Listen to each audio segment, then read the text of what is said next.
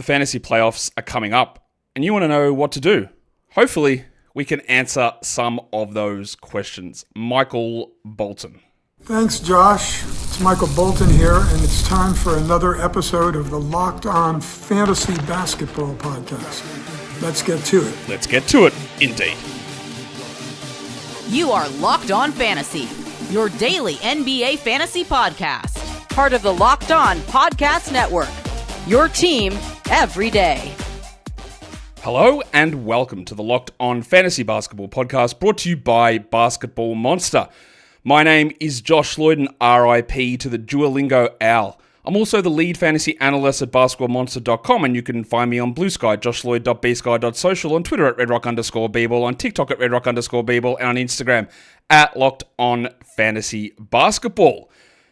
Thank you for making Locked On Fantasy Basketball your first listen. Every day we are free, and we're available on all platforms. And of course, check out lockedondaily.com, and you can find the best newsletter for your favorite team with some fantasy stuff chucked in there as well. Sign up, it's free. It's going to chucked into your inbox 5 days a week. Now, if you play in Roto leagues, good luck to you. Well done. We'll do something at some point. I'm not sure when exactly on Roto strategy, but it's not crazy complicated, I don't think, in terms of what you need to do. At this point in the season, you need to be looking in Roto. This is my quick... Actually, we'll do it now. In Roto, look at where your games played are versus the max in each slot and figure out whether you need to start pushing now. Because the way I like to play Roto is I go lower on games early in the season, let things settle, don't need to stream through every game, and I'm behind 5, 6, 7 games per slot. Now, we get to the stage with 30 games left in the season. You need to have a look at where you sit on that individual your games played tracker and start to actually get those games up. And you ideally want to be finishing and hitting your 82 game max or 84 game max, whatever it is, by the second last day of the season. That's your that final Friday is when you want to hit it. And then if anything happens weirdly on that day, you've got the Sunday to cover up. You don't want to be hitting on that final Sunday.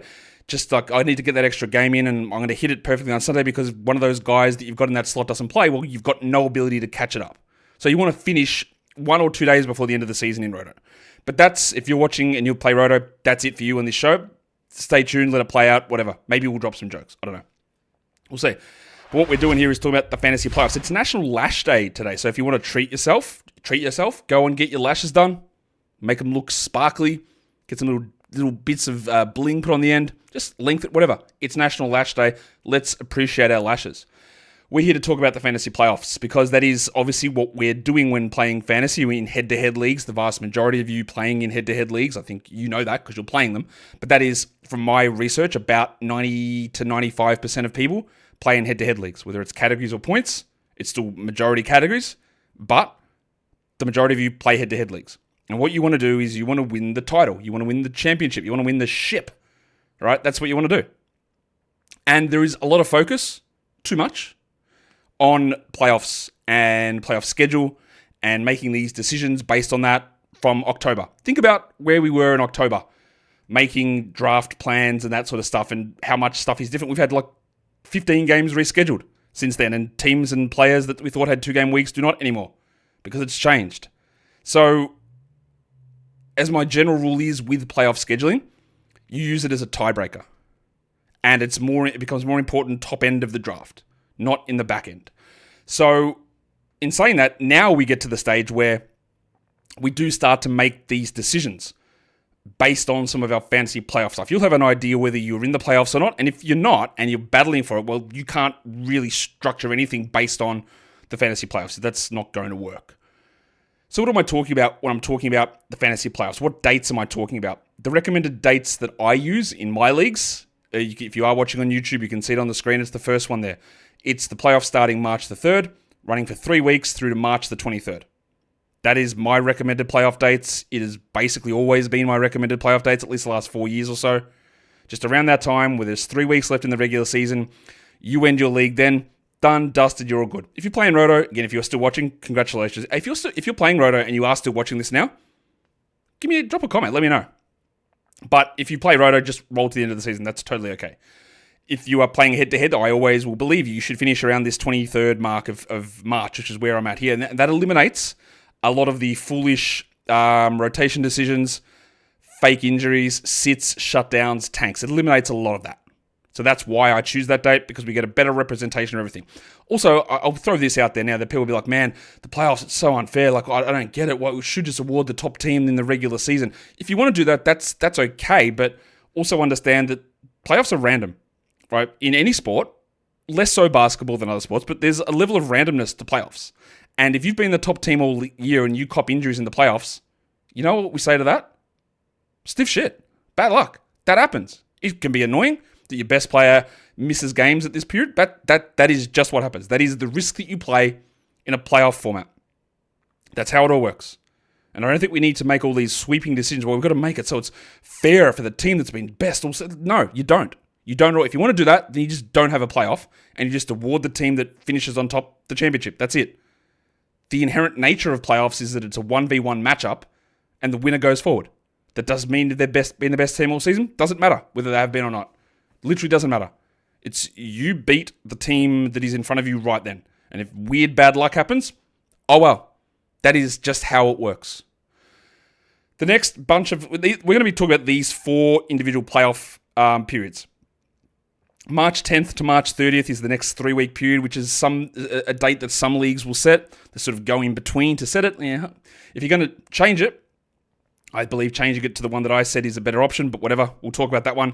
The Yahoo default playoff dates is March the 17th to begin, finishing on April 6th. It's insane. They never listen. They won't change it. They will always run their default leagues.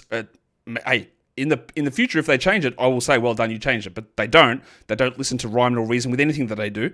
But that's okay. March the 17th. It's not actually, you know what? It's not okay because it puts this idea in our heads that this is the way that fantasy basketball is and it's the default and it's absolutely insane. Anyway, March the 17th through to April the 6th is the Yahoo default, knocking off the final week of the season. They're living in 1994 over there with their default settings, but that's okay.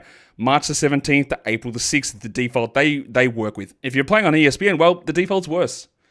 The one thing I do think is interesting about ESPN is they run 2-week playoffs as the default. So each playoff matchup is 14 days. But they also run it that their default is 10-team leagues with 4 teams making the playoffs. And then you have 4 weeks of playoffs with 2 teams, you have 1v4, 2v3 for 2 weeks, and then the winners in the final for 2 weeks. The problem is their default runs until the final day of the regular season, which is April the 13th, which is what I'm going to cover here, ESPN default. March the 17th through to April the 13th, which, while I do like the idea of 2-week playoffs, running it to April the 13th is actually insanity. And having your championship matchup determined basically all in April is, again, ridiculous. And while I'm all about talking about don't worry about this fairness of you, the best team, this doesn't even the teams that you can throw out there in that finals week will have absolutely no resemblance half the time to the team that you played for the first 22 weeks of the season. And that's where I don't like it. I'm not sure about I actually won 70% of my games through the season, therefore I'm the champion. That doesn't matter. But it's when we get to the end of the season, we're playing through on April 10th, and you've got 9 two-way players on your roster because that's the way that the rosters are shaping up, then that's not any sort of representation of anything. So I hate that. But that's what we're going to talk about because that is where we are in terms of looking at the playoffs and the way that the majority of people play, unfortunately. We'll come back and talk about a few key things and then get into the nitty-gritties of the schedule in a sec. But today's episode, it is brought to you by Prize Picks. Football season is over. Basketball season, we're still going, man. We've got 33% of the season left, something like that. And all the action is heating up, and there's no better way to get in on the excitement than with Prize Picks, the best place for daily fantasy sports. You just pick more or less on at least 2 player projections, and if you're right, you can win up to $1,000, 1,000x, not $1,000, 1,000x your cash. With Prize Picks, you control the action all season long. You can look at the points or the rebounds or Anthony Edwards' steal numbers or Tatum's points or Doncic's assist numbers, whatever it is, you can chuck them into your lineup. And it takes less than 60 seconds to do it. And when you win, you get fast and secure withdrawals, getting paid in as little as 15 minutes after you win. So download the app today and use the code LOCKEDONNBA to get $50 instantly after you play your first $5 lineup. You don't even have to win that one, you just have to play it. The code is LOCKEDONNBA for $50 instantly after you play your first $5 lineup. Prize Picks, run your game. All right, so I hit the wrong button there. That's an L from me. We're here to talk again. We're talking about the fantasy playoffs. We're looking at the things that we do need to pay attention to at this period of the season. And I want to just give 3 sort of key-ish points And reading those terms, you might go, well, what does any of this mean, Josh? Because my first point is there, the impact differs. Because we can really go, well, I love the playoff schedule. It's a 4-4-4. Okay, that's great. Whatever. Oh, it's a bad schedule. It's 3-4-4. Okay, the impact of these schedules differs. Because like we talked about 2 days ago when talking about the ideas of streaming, when we're looking at the value of players, we should be looking at them in really sort of 2 to 3 distinct groupings. Yes, if you are making moves and trades for guys at the top end of your roster, getting 12 games across the fantasy playoffs versus 10 is a W. It's a clear win. Because these top players, your top 7 to 8 to 9 players, whatever it is, those guys, you will just play them every day. Now, you determine who those players are, and you can look at rankings, projections, however you want to do it. But that's great. But when you're considering, I'm going to add this player off the waiver wire because they've got a great 4-4-4 playoff schedule, that does not matter. And the reason is, they're pretty clear, right? I think the reasons are clear, but I'll spell it out again here. Those players that you add off the waiver wire, with generally very few exceptions, will be your worst or second worst player. So the impact of those guys coming in is that if you add them and they've got 4-4-4, but that particular team that you add them from plays of those 12 games, 8 of them on low volume days and 4 of them on high volume days, well, you don't get 12 games out of them. You'd use them 8 times during that 3-week period. And you might have a team that has a 4-3-3 schedule, but all 10 of those games are on low volume days. So the 10-game player, the 4-3-3 player, is better than the 4-4-4 player of that guy you've added off the waiver wire. And then we throw all of that together to turn back into the streaming stuff, where if you're streaming through a roster spot, you generally can get about 6 games per week out of that roster spot. So adding this waiver wire guy because it's got a 4-4-4 week, well, you might actually be able to get 18 games out of that slot if you stream correctly, and it's not that hard to do. You get 18 games over 3 weeks versus 12 games.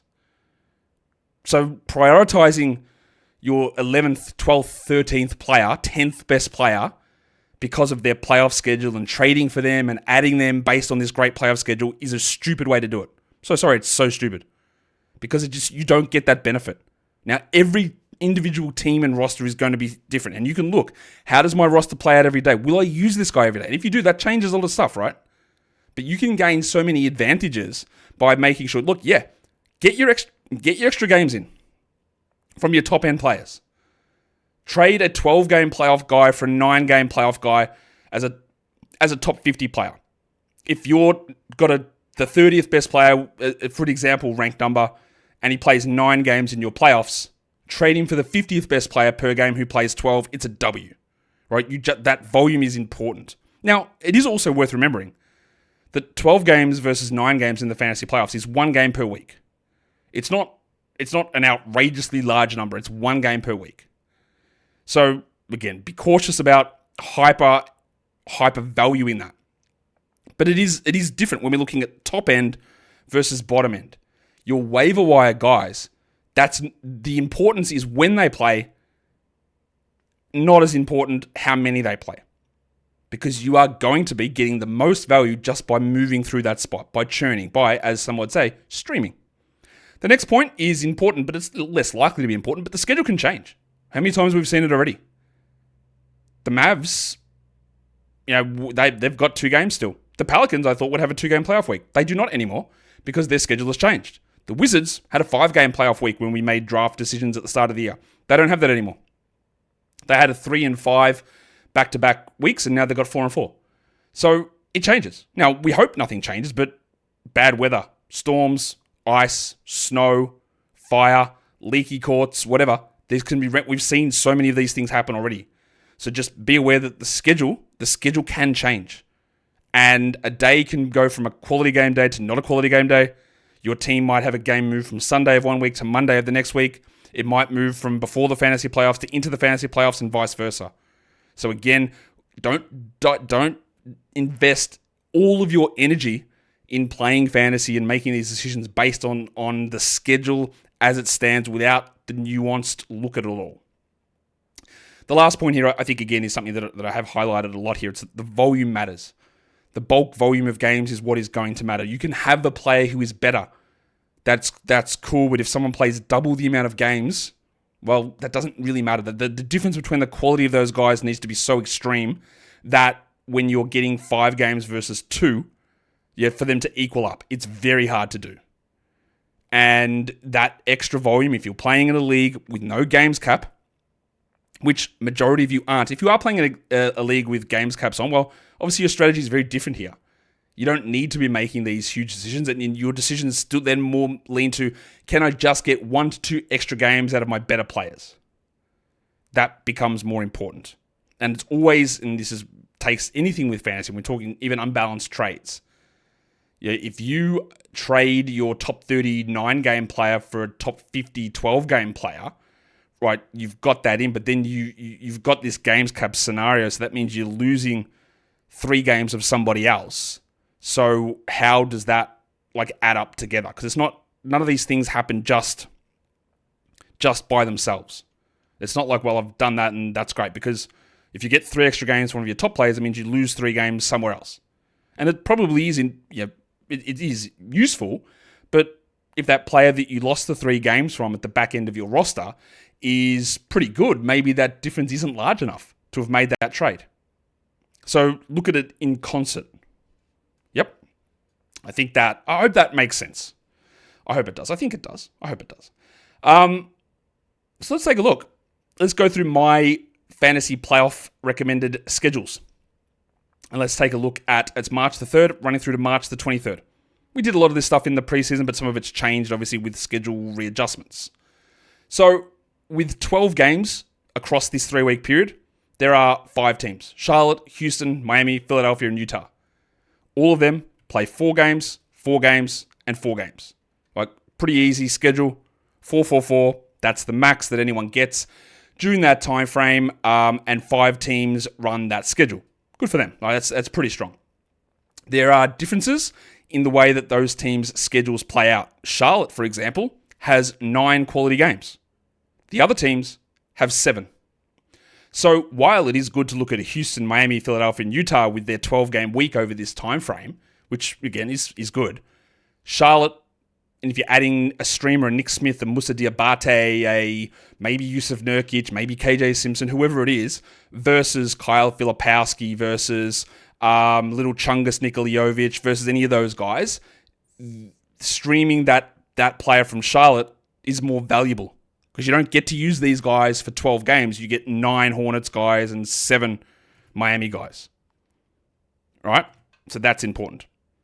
The Orlando side of things, or the worst side of things of this schedule, is Orlando with 9 games. They don't even have a 3-3-3. They have 3-4-2. 2 games in championship week for the Orlando Magic. So that's obviously not good. So if you've got Franz Wagner, if you've got Paolo Banchero, you are at a disadvantage.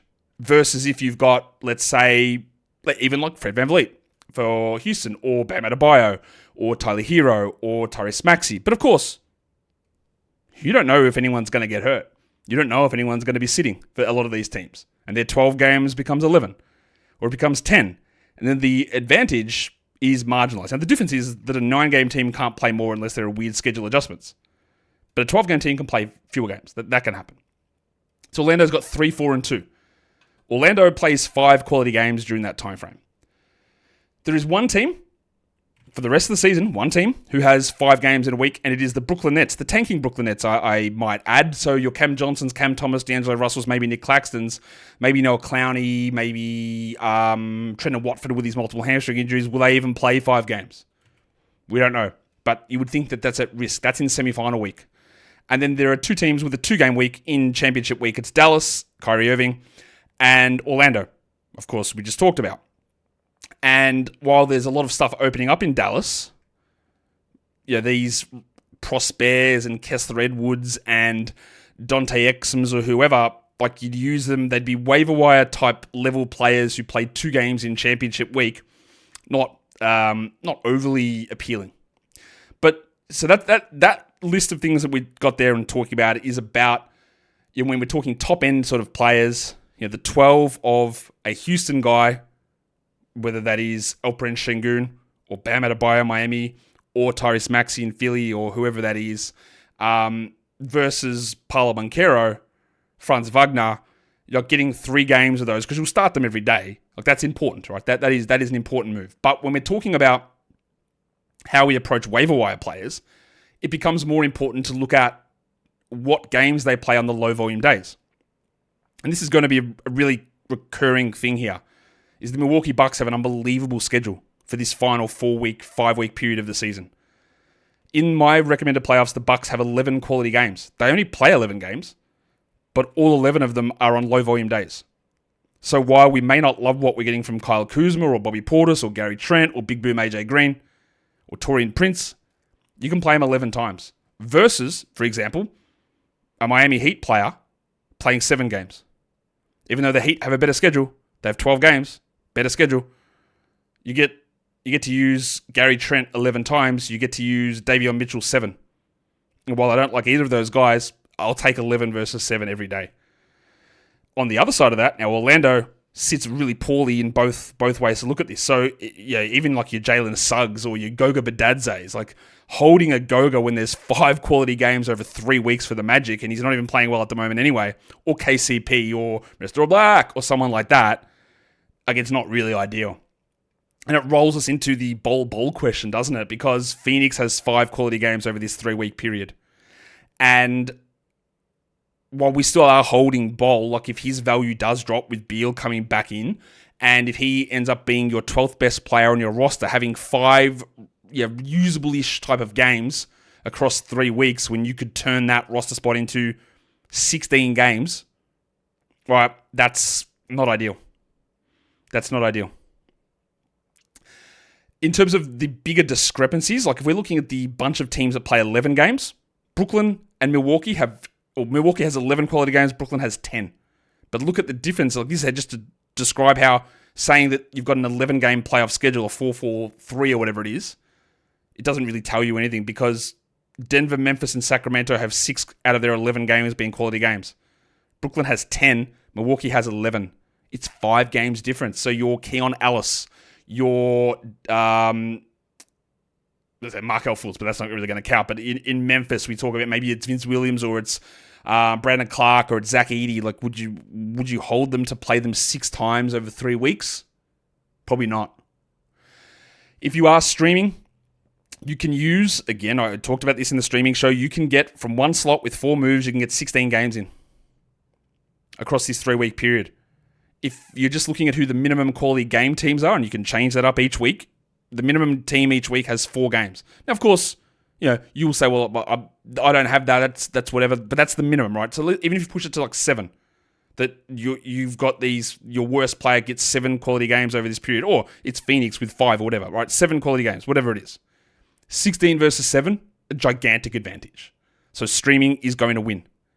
Streaming is going to get that value. If you're using 2 slots, and with only 4 moves a week, you can get 28 games in through those 2 slots with 11 minimum quality games using the minimum quality game plus a minimum quality game plus 1. Whatever.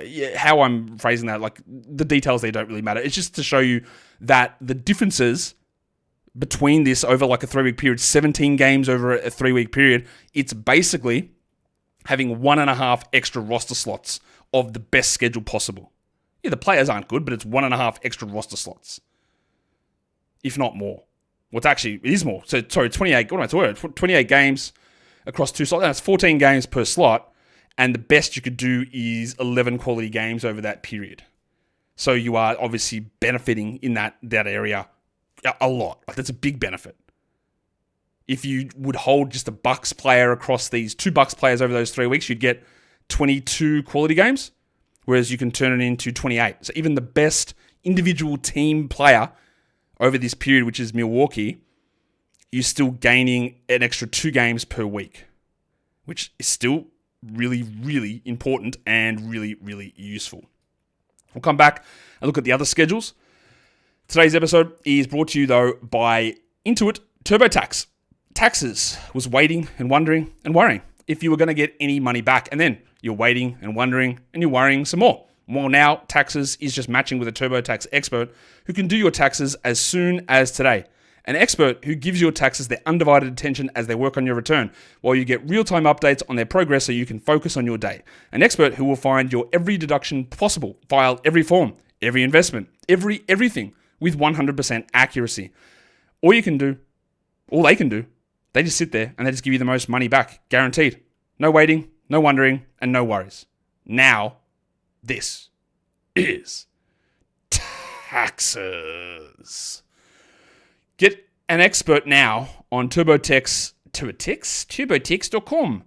Only available with TurboTax Live, full service, real-time updates only in the iOS mobile app. See guarantee details at TurboTax.com/guarantees. All right, so just hit the wrong button there. We'll hit it again because we've got to. All right,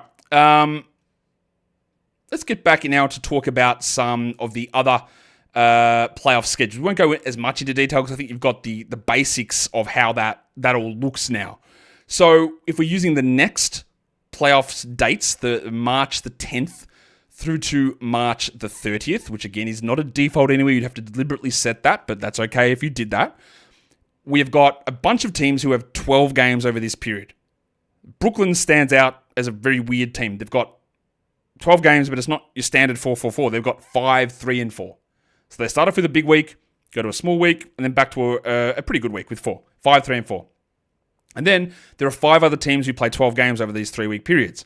Indiana, the Lakers, the Sixers, the Spurs, and the Wizards. They all go 4-4-4. The Minnesota Timberwolves are your bad team over this period. 3-3-3. So no 2-game week, which is generally what we try to avoid as much as possible. But the Wolves go 3-3-3. Does this mean that you move off of Anthony Edwards? Well, it might, depending on who you're getting back. But like targeting, let's say, Tyrese Halliburton, who you would say would probably been worse than Edwards this season, almost definitely. Pascal Siakam, like, do you take 3 extra games of him over Ant? Maybe. What about Maxi with you? That's an easy one. Maxi's better than Edwards anyway. You got the Spurs with 12 games and Wemby W. But do you take De'Aaron Fox over Anthony Edwards? Probably yes. And then the Wizards, like, just Jordan Poole's a risky one, but like that would become interesting, wouldn't it? There's only one team with a 5-game week. It is the Brooklyn Nets, of course. But there are 2 teams with the 2-game week. It's the same. It's Dallas and Orlando. But this time it's not in finals week. It's in semifinals week. And that's that middle week of this period. And that is, okay, that's how you can roll. But what if we look at it from a quality game standpoint?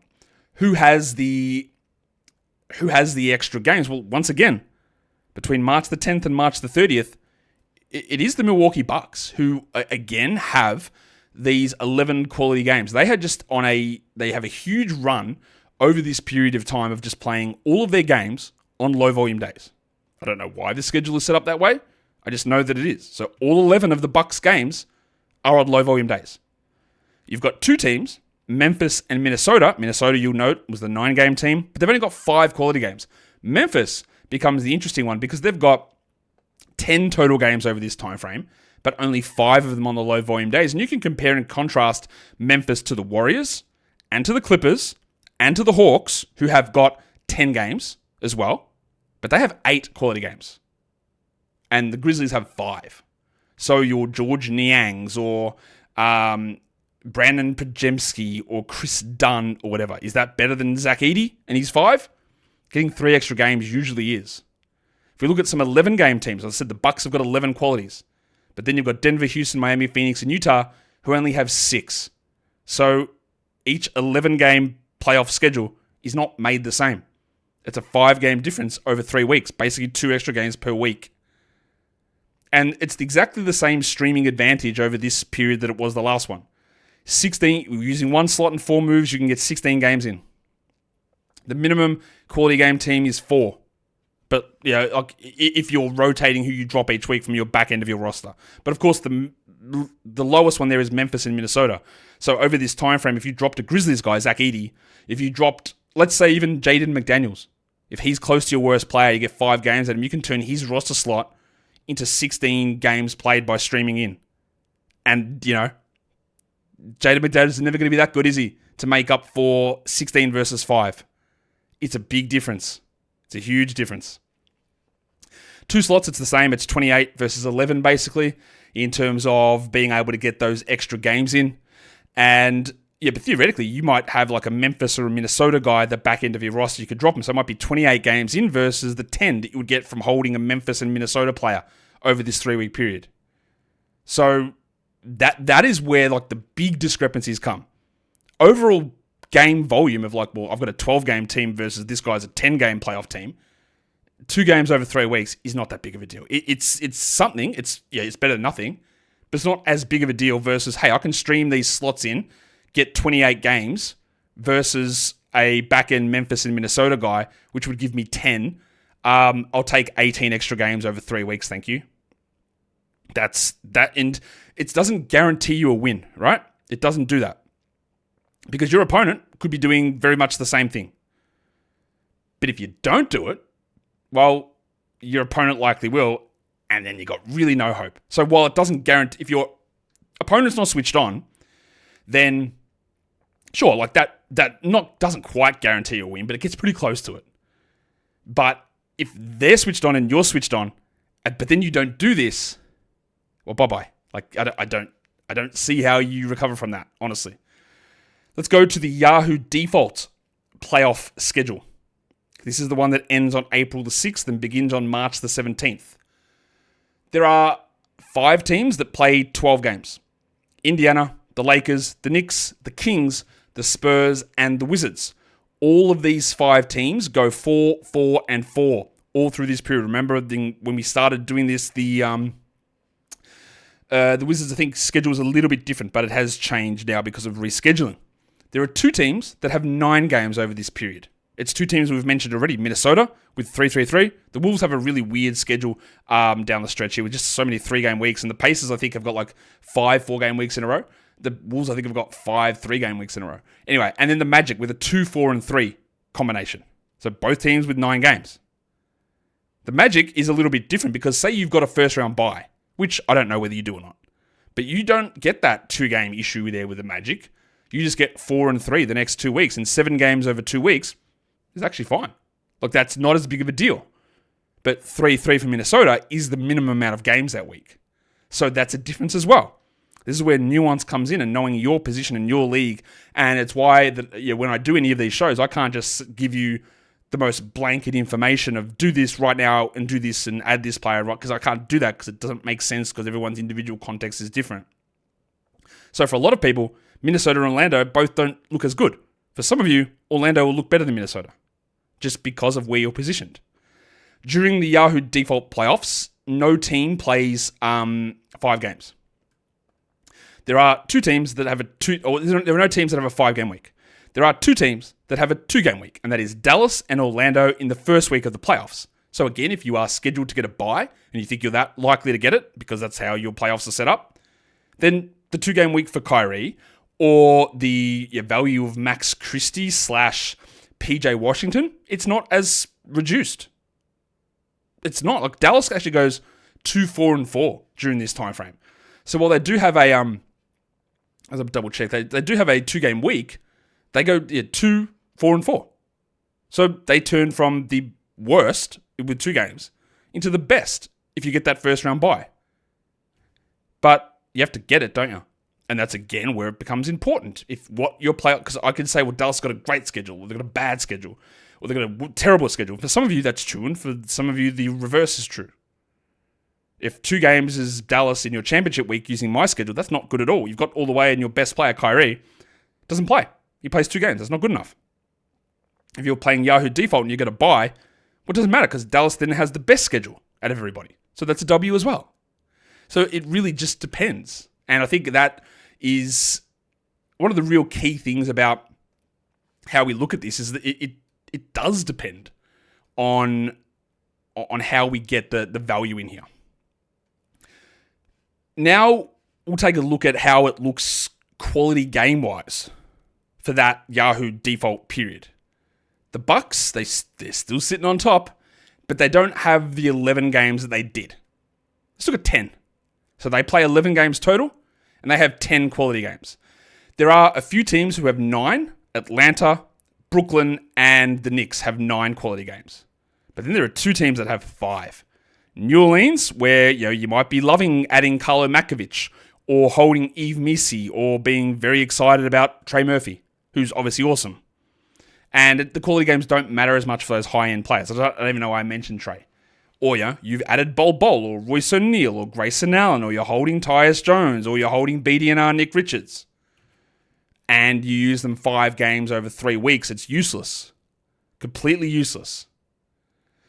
There's also some pretty big discrepancies. Milwaukee has 10 games, and for the other 11 game teams, Denver, Houston, Portland, Utah have 6. 4 game differences, it's a big deal. That is when we're talking about if you have even more limited moves or weekly, quality games don't matter for weekly locks, ignore that part of it. The differences there of teams who play the same amount of games is gigantic. If you said that I've got a 12 game team in playoffs and this guy's got an 8 game play, you go, oh my God, that's terrible. What a dreadful schedule. I can't deal with that. Yet it happens all the way through the playoffs where there are 6, 5, or 5 game discrepancies over 3 weeks, 4 game discrepancies over 3 weeks, which makes certain teams just completely useless. So be aware of it. It's the same sort of streaming advantage. You can turn one slot into 16 games. The minimum quality games by dropping the right player every week gets you 4. Like, that's a big deal. Or your Pelicans or Suns guy, they got 5 over this period. 16 versus 5, big, huge W. And then 28 games if you're using 2 slots versus 11 if you're holding the minimum game played guys. It's just a no-brainer. Like, the decision is just pretty straightforward, I would think there. If you are playing that crazy ESPN default, which is a 4-week period going through to the final day of the season, this is how it's going to look. We're going from March the 17th through to April the 13th. We have got a bunch of teams, 6 of them, that have a 16-game period. Indiana, the Lakers, the Knicks, the Kings, the Spurs, and the Wizards. 16 games over that time frame. The discrepancies over 4 weeks aren't as large, though. The lowest amount of games played over 4 weeks is 13. So 3 games difference over 4 weeks, it's there. It's not massive, though. You know what is massive? So Dallas goes 2-4-4-3. Minnesota is 3-3-3-4. And Orlando is 2-4-3-4. You'll notice again that no 5-game week and the only 2 teams with a 2-game week are Dallas and Orlando in the first week of this playoffs. And like I said, this is a schedule period where it's usually just 2-week matchups. So Dallas going 6-7, Minnesota going 6-7, Orlando going 6-7. That's how we plan that out. The 16-game teams are going 8-8 over this time. Like, I wrote 4-4-4-4 just for the individual weeks, but matchup-wise, it's 8 versus 6, 8 versus 6. But you'll also notice that, like, the last matchup, the games discrepancies are not large. They're not that big at all because of the way that the NBA is structured out that final week of the season, where it's just an insane amount of games being played. So when we take a look at how we try and value the players through this, like, it does become harder. Like, over the final 2 weeks of the season, you've got half the teams playing 8 games and half the teams playing 7 games. The discrepancy is nothing. It's like tiny. That's not that big of a deal. 1 game over 2 weeks is nothing. But if we have a look at how streaming could play out across that final 2-week period of the season, the ESPN default playoffs, once again, we look at Milwaukee in the lead with quality games. They're every matchup here, they are doing it. Now, the difference here is that Milwaukee plays 15 games over this time frame with 11 quality games. There are a few other teams who have 10. It's the Knicks, it's the Nets, and it's the Hawks who have 10 quality games. But Milwaukee still leads.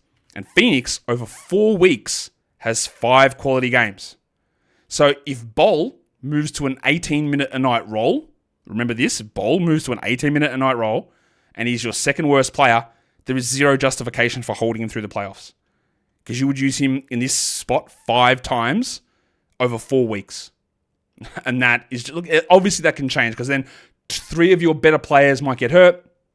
Ball becomes your 8th best guy and you would start him in those games, right? But just as a general idea, look, the discrepancies are large.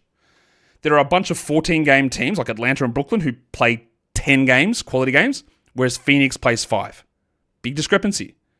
If you're streaming with 1 slot over this time frame, using ESPN's default of 7 ads per week, you've got 18 games in 1 slot versus 4 is the minimum. And if you're using 2 slots, you can actually get to 36 games through 2 roster slots versus the minimum number of like 12. And having 24 extra games over this 4-week period, again, if you're not doing it, you're just putting yourself at an incredible disadvantage. It's so hard to win in that spot that it's just, I don't know how you're doing that, to be honest. So, that's the fantasy playoffs. Did all that work. You can find all this at basketballmonster.com, of course. You can check out playoff schedule grids. But it is important that you realize that when you're looking at the schedule, you're looking at my top half of my roster. Volume of games is most important. My last few guys, when I'm deciding who I'm adding off the waiver wire, it's not. That's not what's important. It's about when they play, and nearly every single time, you are just going to have better value from streaming through that spot and getting 16 games over 3 weeks. That is going to give you the advantage in that position versus I'll add this guy from whatever team it is that's got a 4-4-4 playoff week, and then you realize that you'd use them 2 games a week, which is, again, useless because you're better off chopping and changing and adding them at the right time. And again, I want you to understand, like if you are making trades for playoff schedule, make them for the top end of your roster. Make them for the top end of your roster. And if you're making pickups for the waiver wire, the guys that you want to prioritize, the guys that you think, hey, this guy might be a top 75 player. That's the idea. And the playoff schedule is good. If they're guys you go, I think that would be good. That might be 110th over this period. And that's like a must roster Tamani Kamara. Right, that's great. But will you use them? And can they make up a 3x discrepancy versus streaming in that spot? And almost definitely they're not good enough to do that. All right. I want you guys to subscribe, follow, thumb, comment, all of that great stuff. Don't forget to respect your lashes on a day like today. Don't forget to respect yourself and others that you interact with. And just just keep some of the positivity going through the All-Star break. As tomorrow, by the way, games... Is it tomorrow? Yeah, games. There's a game tomorrow. I'm not going to do an individual preview show for the one game. It's Charlotte and it's the Lakers. We'll get some news on Mark Williams, but it does appear that Mark Williams is with the team and he's flying to LA. So like I said, I believe that he's going to play. I don't think that there's a situation where he's not playing here for Charlotte in every game. Will he play every game? No. But I don't think that there are some who are pontificating that Mark Williams won't play for the Hornets again. I don't think that's true. He's with the team, and that's probably the big thing that we needed to find out. The next thing we need to find out is LaMelo Ball status, but we don't have that yet, but I don't think I'm going to do a preview show for the one game. But that's fine. We've still got more shows coming. I hope this was useful to you. If it was, let me know. If it wasn't, keep your mouth shut. Guys, we are done here. Thank you so much for listening, everyone. See ya.